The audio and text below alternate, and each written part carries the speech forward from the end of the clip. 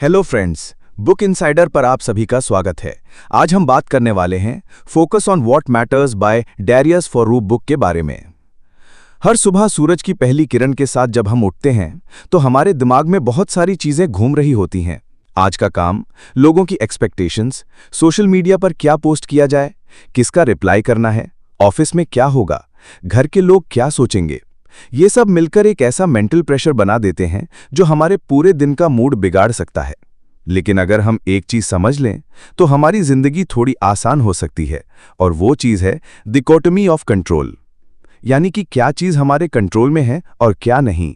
Stoic philosophy, जो कि बहुत पुराने जमाने के सोचने का तरीका है, यही सिखाती है कि पीस और हैप्पीनेस तब पॉसिबल होती है जब हम सिर्फ उन चीजों पर ध्यान देते हैं जो हमारे कंट्रोल में है, बाकी सब चीजों को लेट गो करना सीखते हैं। इस कॉन्सेप्ट को समझाने के लिए डैरियस फोरू ने अपनी किताब की शुरुआत ही इसी थॉट से की है। उन्होंने इसे बहुत ही मॉडर्न और रिलेटेबल एग्जाम्पल से समझाया है जो आज के हर इंसान को कनेक्ट करता है। सोचिए, आप सोशल मीडिया पर कोई फोटो डालते हैं। अब आप पूरी उम्मीद रखते हैं कि लोग लाइक करेंगे, अच्छे कमेंट्स देंगे, लेकिन अगर किसी ने कुछ बुरा कह दिया या फिर लोगों ने इग्नोर कर दिया तो आपको कैसा फील होता है? Sad, angry, demotivated? लेकिन थोड़ा रुकिए और सोचिए, क्या दूसरों की रिएक्शन आपके कंट्रोल में है? नहीं ना। आपके कंट्रोल में सिर्फ ये था कि आपने क्या फोटो डाली, किस इंटेंशन से डाली, और आप खुद उसके बारे में क्या सोचते हैं।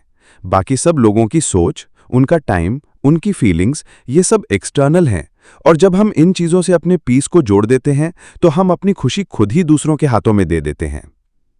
फोरू बताते हैं कि अगर हमें इनर पीस चाहिए तो हमें यह समझना होगा कि हमें सिर्फ अपने एक्शंस पर फोकस करना है, उनके रिजल्ट्स पर नहीं।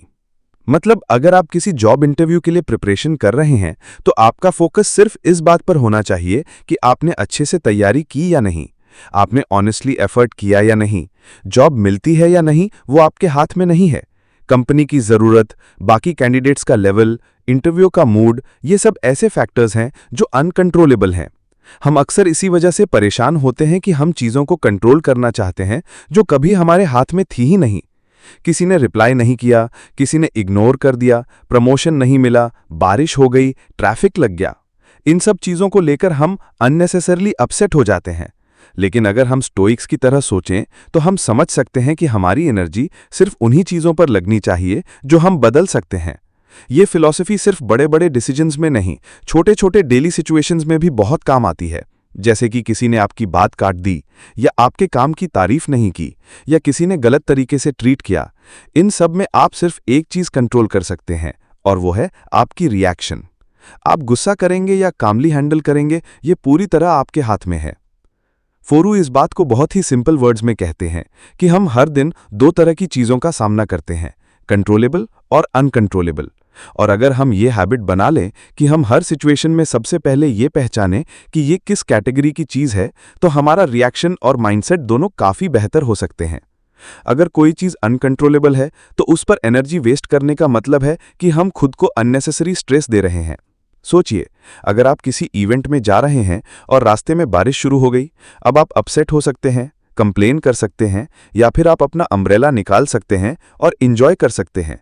ये सिंपल एग्जाम्पल दिखाता है कि कैसे हमारा पर्सपेक्टिव, हमारा एक्सपीरियंस डिसाइड करता है। फोरू का मानना है कि माइंडसेट ही वो लेंस है जिससे हम दुनिया को देखते हैं, और डिकोटमी ऑफ कंट्रोल हमें एक क्लियर लेंस देता है।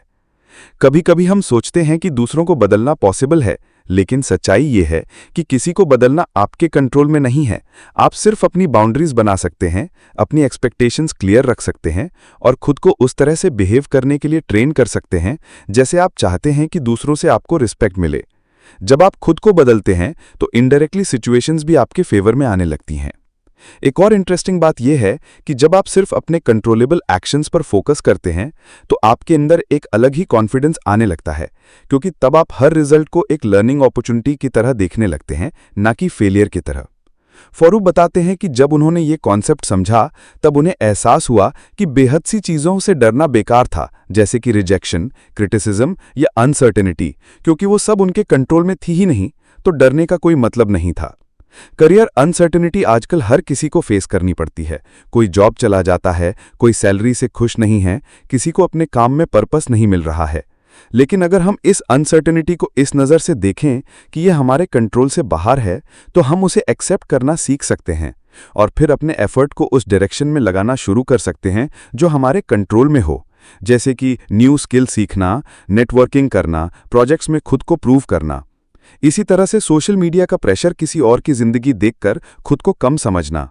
अगर आपको हमारी फ्री समरी अच्छी लगती है तो आप हमारे चैनल को सब्सक्राइब कर सकते हैं, हमारी मेंबरशिप खरीद सकते हैं या हमें सपोर्ट कर सकते हैं।